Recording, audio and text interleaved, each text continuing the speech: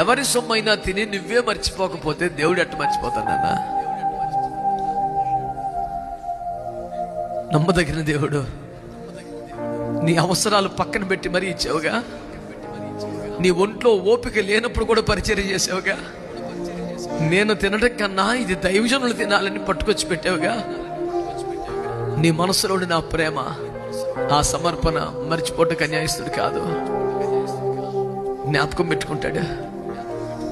ఆయన ఒక్కసారి జ్ఞాపకం చేసుకుంటే 400 సంవత్సరాల బానిసత్వం తీరిపోయింది. ఒక్కసారి జ్ఞాపకం చేసుకుంటే హిజ్కియాకి ఆయుష్ పొడిగింది. ఒక్కసారి జ్ఞాపకం చేసుకుంటే శాంసన్ కోల్పోయిన బలం మరలా వచ్చేసింది.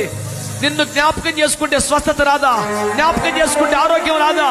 జ్ఞాపకం చేసుకుంటే ఆయుష్ రాదా? జ్ఞాపకం చేసుకుంటే నీ డబ్బు తిరిగి రాదా? జ్ఞాపకం చేసుకుంటే ఏమి రాదు. ఒక్కసారి జ్ఞాపకం చేసుకో ప్రభు.